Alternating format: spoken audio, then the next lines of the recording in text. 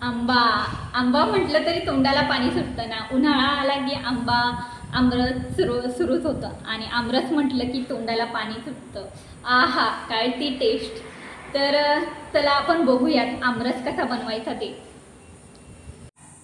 हे बघा, तर आपण इथे 3 आंबे घेतलेले आहेत. जर तुम्ही 2 ते 3 लोकांसाठी आमरस करत असाल तर एवढे आंबे बस होऊन जातात 3. तर आंबा हा पहिल्यांदा स्वच्छ पाण्याने धुवून घ्यायचे आहेत. तर इथे धुवून झाल्यानंतर आपण ही आंब्याची जी वरची देठ असतात ती काढून घेणार आहोत सुरीच्या साहाय्याने. तर ते काढून झाल्यानंतर आपण आंब्याचे 3 भाग करणार आहोत. तर साईडने आपण आंबा कट करून घेतला आहे आणि त्याला दोन्ही बाजूने असे लाईनमध्ये काप घालायचे आहे जरा, म्हणजे आपल्याला आंब्याचा गर व्यवस्थित काढता येतो. तर हे बघा, अशा पद्धतीने. तर त्यानंतर आपण तो कट करून घेणार आहोत. पूर्ण गर हा आहे ना, तो आपण डायरेक्ट मिक्सरच्या भांड्यामध्येच काढणार आहोत.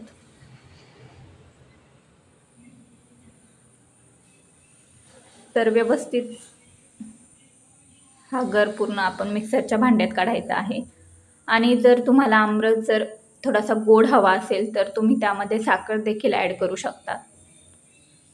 तर तुम्हाला नाईफच्या साहाय्याने जर जमत नसेल तर स्पूनच्या साहाय्याने देखील गर काढता येतो. तुम्हाला ती देखील पद्धत मी इथे दाखवली आहे. तर हे बघा, असा देखील तुम्ही गर काढू शकता. तर अशाच पद्धतीने आपण त्या तिन्ही पण आंब्यांचा गर काढून घेणार आहोत.